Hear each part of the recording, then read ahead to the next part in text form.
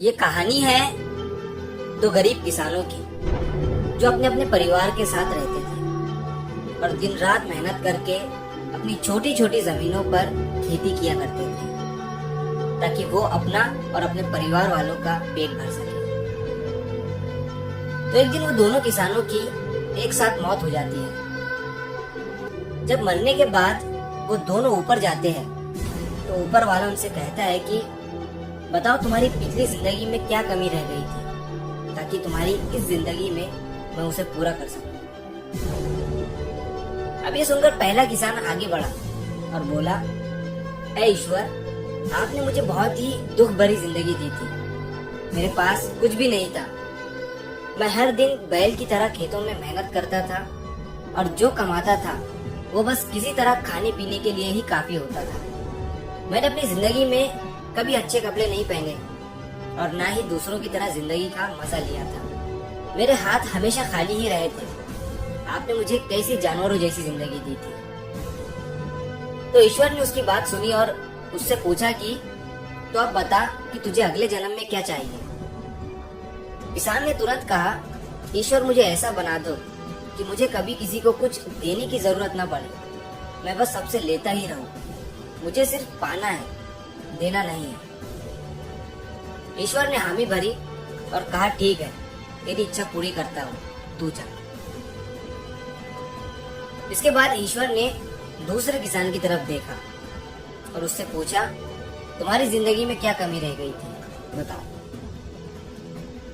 दूसरे किसान ने हाथ जोड़कर कहा, ईश्वर, आपने मुझे सब कुछ दिया था और मैं इसके लिए आपका शुक्र अदा करता हूँ।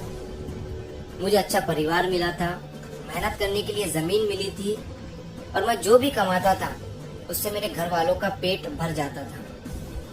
आपकी हर चीज के लिए मैं शुक्रगुजार हूँ, लेकिन एक बात हमेशा मेरे दिल में चुभती रही। कई बार भूखे प्यासे लोग मेरे दरवाजे पर आते थे। मैं उन्हें पानी तो दे सका, लेकिन खाने के लिए कुछ नहीं दे पाता था। वो लोग भूखे ही लौट जाया करते थे और ये अफसोस आज भी मेरे दिल में है। तो ईश्वर ने प्यार से मुस्कुराते हुए पूछा, तो अगले जन्म में तुम्हें क्या चाहिए, बताओ। तो उस किसान ने कहा, ईश्वर, मुझे इतना काबिल बनाइए कि मेरे दरवाजे से कोई भी भूखा या प्यासा इंसान वापस न जा सके। मैं सबको दे सकूं, सबकी मदद कर सकूं। ईश्वर ने हामी भरी और कहा, ठीक है, तेरी इच्छा पूरी करता हूँ, अब जा। अब अगले जन्म में दोनों किसान उसी गांव में दोबारा जन्मे और साथ ही बड़े हुए, लेकिन उनकी किस्मत एक दूसरे से बिल्कुल अलग थी। पहला किसान, जिसने सिर्फ पाने की इच्छा जताई थी कि मुझे सिर्फ मिले, मैं किसी को कुछ ना दूं, वो बना उस गांव का सबसे बड़ा भिखारी और अब सच में उसे किसी को कुछ देने की जरूरत नहीं थी, बल्कि वो हर किसी से ले रहा था। दूसरा किसान, जिसने कहा था कि मैं सिर्फ दूसरों को दे सकूं, वो बना उस गांव का सबसे अमीर आदमी और उसके घर आने वाला कोई भी इंसान खाली हाथ नहीं लौटता था। वो सबकी मदद करता, गरीबों को खाना खिलाता और जरूरतमंदों का सहारा बनता था। तो इस कहानी से हमें ये सीख मिलती है कि जिंदगी में हर चीज के दो पहलू हैं, एक पॉजिटिव और एक नेगेटिव। ये हम पर निर्भर करता है कि हम किस तरफ देखते हैं। पहले किसान ने अपनी परेशानियों और कमियों पर ध्यान दिया, जबकि दूसरे ने अपने पास जो कुछ भी था उसकी कदर की और उससे दूसरों के साथ बांटने की इच्छा रखी। तो हमारे देखने का जो नजरिया है वो बहुत मायने रखता है।